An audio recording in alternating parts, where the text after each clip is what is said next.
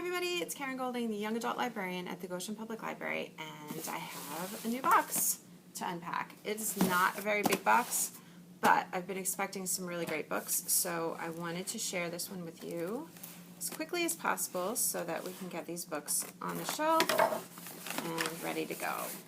So hopefully these are the ones that I've been expecting because I've been waiting for some pretty good ones to come in. All right, the first book in this box is called The Mirror, Broken Wish by Julie Deo. So this definitely looks like fantasy. It's got the spooky tree and the mysterious girl on the front. So let's see what Broken Wish is about. Oh, it's got really great end pages too. Let me show you the end pages. See that? It's got that really cool tree. Neat. Okay.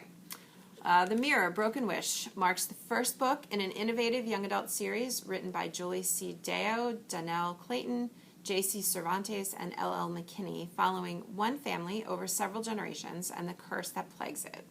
Welcome to a new sort of fairy tale. Sorry. Hanau, Germany, 1865. 16-year-old Elva has a secret. She has visions and strange powers that she will do anything to hide. She knows that the warnings about what happens to witches in their small village. She's heard the terrible things people say about the Witch of the North Woods and the malicious hunts that follow. But when Elva accidentally witnesses a devastating vision of the future, she decides that she has to do everything she can to prevent it. Tapping into her powers for the first time, Elva discovers a magical mirror and its owner, none other than the Witch of the North Woods herself. As Elva learns more about her burgeoning magic and the lines between hero and villain start to blur, she must find a way to right past wrongs before it's too late. Okay, so this is the first book in what sounds like it's going to be a pretty decent series, probably 4 books, I would say. At least 3, maybe 4. About curses and witches and all that kind of great fairy tale stuff. So this is The Mirror, Broken Wish by Julie C. Deo. First book. Next book we have is a graphic novel. It's called Penultimate Quest. It's by Lars Brown and Bex Glendining and John Kantz. This looks like a fantasy, maybe even like medieval kind of fantasy, because I see swords and that kind of stuff. There is no description with Penultimate Quest, so the only thing I can read for you is on the back. It says, "Why are we going down there anyway? Some mystery to uncover, a treasure to find. Why are we here?" And it says, a mysterious island, a never-ending dungeon, fighting monsters, and getting loot forever. So if you like graphic novels about quests and adventure and magic, sword fighting and treasure and all that kind of stuff, you might want to check out Penultimate Quest because it looks pretty fun and interesting, and it might just be what you've been waiting for.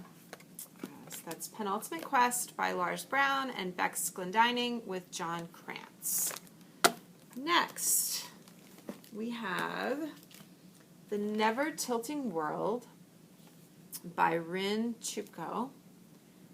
Right. And this author, Rin Chupko, she also wrote The Bone Witch, so anybody who read The Bone Witch. This is not part of the Bone Witch series, but it is by the same author, so if you liked that one, you might like this one too. A world split between day and night, remarkable in beauty and fearsome in power. Generations of twin goddesses have long ruled Aeon. Until 17 years ago, when the sisters' betrayal defied an ancient prophecy and split their world in 2. The planet ceased to spin, and 3/4 of the world perished. Now a great abyss divides the planet, one side cloaked in perpetual night, the other scorched between an unrelenting sun. While one sister rules Aranth, a frozen city surrounded by a storm-racked sea, her twin inhabits the sand-locked Golden City.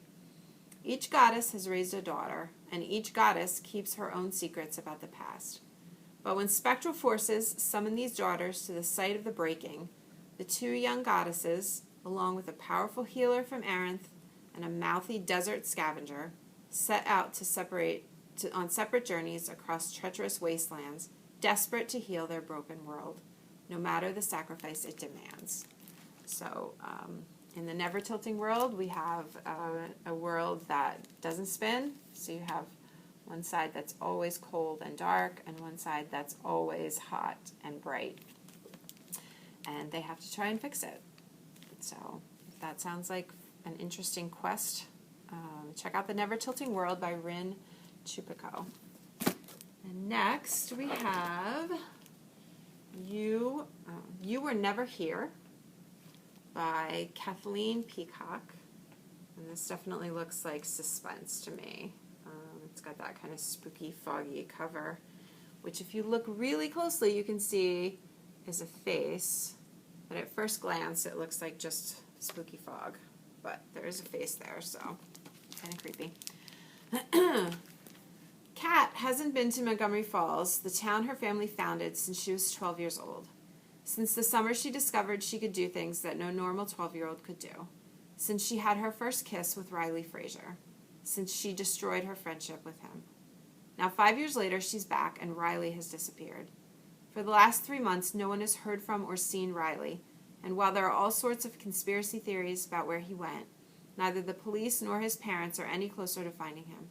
When Noah, Riley's brother, asks Kat for her help in discovering what happened to him, she is torn between wanting to learn the truth and protecting the secret she's been guarding ever since that summer she and Riley stopped speaking.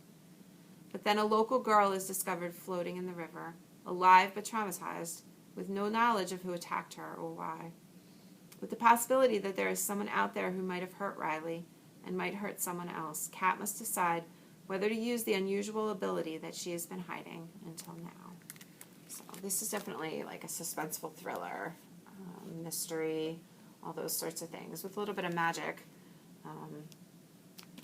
tucked in there. So You Were Never Here by Kathleen Peacock.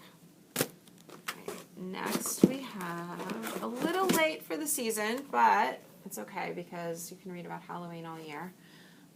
This is called The Last Halloween, Volume 1, Children. And this is a graphic novel, so you can see lots of pictures in there. So this is by Abby Howard.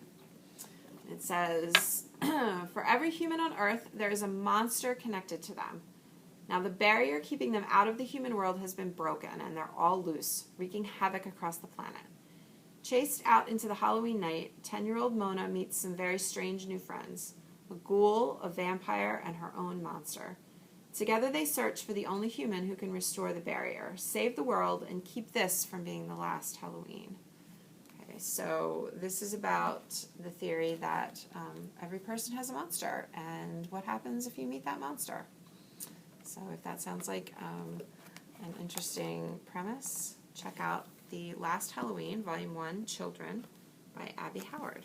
And the last book in my box today is called Kingdom of the Wicked, and it's by Carrie Maniscalco. Carrie Maniscalco is the author of the Stalking Jack the Ripper series. This is not part of that series, but it is by the same author, so if you liked Stalking Jack the Ripper and all of those books, you might want to check out Kingdom of the Wicked, which has a really creepy skull and snake on the cover. So, let's see.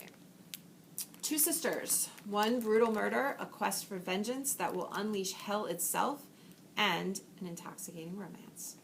Emilia and her twin sister Vittoria are Strega, witches who live secretly among humans, avoiding notice and persecution. One night, Vittoria misses dinner service at the family's renowned Sicilian restaurant. Emilia soon finds the body of her beloved twin, desecrated beyond belief. Devastated, Emilia sets out to find her sister's killer and to seek vengeance at any cost, even if it means using dark magic that's been long forbidden. Then Emilia meets Wrath, one of the wicked, princes of hell she has been warned against in tales since she was a child. Wrath claims to be on Emilia's side, tasked by his master with solving a series of women's murders on the island. But when it comes to the wicked, nothing is as it seems. So this book also has really, really great end papers of all these different kingdoms. So we've got the gates of hell, the house of wrath, the lake of fire, and all the 7 deadly sins are represented in the 7 circles. So this looks like a really interesting historical fantasy. It is historical fantasy. It is set in historical Italy and Sicily. So if you want to check out some historical fantasy with a little bit of hell thrown in, check out Kingdom of the Wicked by Carrie Maniscalco. And that is all I have in this box, but I think we got some really great ones, so look for them soon on the shelves. You can put holds on them in the catalog, or you can come in and pick them up in person. We are open every day except Sunday, mostly our regular hours. If you are uncomfortable coming into the library, give me a call, and I can arrange to have you pick up the books at our pickup window. Or you can just run in and pick them up if you put them on hold. So if there's something you're really interested in, let me know and I will pull it for you and put it aside. So I hope you enjoyed this box of books. I will be back soon with a brand new box, and you enjoy your week.